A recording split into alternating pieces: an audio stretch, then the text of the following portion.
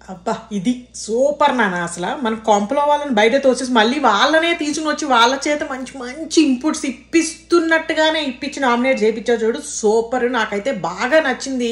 ఇప్పటిదాకైతే శ్రీజ వరకు చూశాను ఎపిసోడ్ని. నాకైతే ఇప్పటి వరకు చూసిన వాళ్ళల్లో సూపర్ ఇన్పుట్స్ సూపర్గా ఇచ్చి పడేసిన వాళ్ళు ఎవరైనా ఉన్నారా మంచి నామినేషన్తో అంటే శ్రీజ డెఫినెట్లీ చాలా బాగా చెప్పింది అమ్మాయి.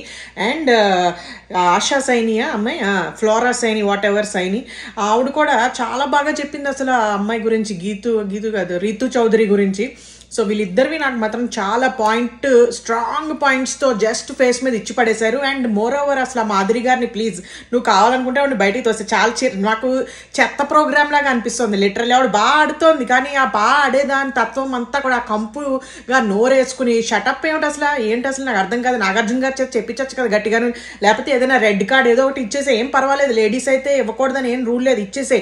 షటప్ అనడం ఏమిటి, మీరు ఇదేమిటి అసలు ఆ నోరేసుకుని పడిపోవడం ఏంటి, మా మీద అసహ్యం వేస్తుంది, మేము ఇంత దరిద్రపు కొట్టు లో ప్రోగ్రామ్ చూస్తున్నామా అని చెప్పేసి. అసలు ఏంటది, కొంచెం డీసెన్సీ మెయింటైన్ చేయమని చెప్పు. కొంపలో చాలా చిరాగ్గా ఉంది, చాలా వర్స్ట్గా ఉంది. అసలు గేమ్ ఆడడం వరకు తెలివిగానే బాగా ఆడుతుంది మాధురి గారు, కానీ ఆ నోరు ఏదైతే ఉందో పక్క వాళ్ళని మరీ చీప్గా అట్లా ఇష్టం వచ్చినట్టు మాట్లాడేసి. అఫ్ కోర్స్ సంజన కూడా మాట్లాడింది, అందరూ మాట్లాడారు, అందరూ సారీలు చెప్పుకున్నారు, ఓకే. మరీ ఇంత చండాలంగా షటప్ అనుకుంటూ నోరు మూసుకొని సెన్స్ లేదు, బుర్ర లేదు, ఇవన్నీ కూడా చాలా చీప్గా అనిపిస్తుంది. సో దాన్ని నువ్వు డెఫినెట్గా అడ్రస్ చేయాలి. ఇంకొకసారి వస్తే రెడ్ కార్డ్ ఇచ్చి ఇంట్లోంచి కాంపలోంచి బయట తోసేస్తామని వార్నింగ్ ఇచ్చినా ఏం పర్వాలేదని నా అభిప్రాయం. ఎందుకంటే జెంట్స్కి ఇచ్చావు నువ్వు పాస్ట్లో ఎఫ్ వర్డ్ వాడినందుకు వీటినందుకు, మరి లేడీస్ కూడా అలా మాట్లాడుతున్నప్పుడు ఇవ్వాలి కదా న్యాయం. మన కాంపలో అంతా కూడా అందరూ ఒకటే అండి, రణరంగం అండి, అందరం ఒకటే అండి, లేడీస్ లేదండి, జెంట్స్ లేదని అనుకుంటే చెప్తావు కదా.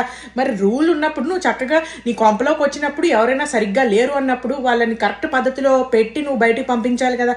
మరి నీ బాధ్యత అది, పెద్దవాళ్ళగా అక్కడ కూర్చుని పైన కూర్చుని చూస్తున్నందుకు. సో నీ బాధ్యత, నువ్వు ఏం చేస్తావో తెలీదు, అది మాత్రం తగ్గాల్సిందే. Thank you very much. ఇంకా ఎపిసోడ్ చూసి వస్తాను.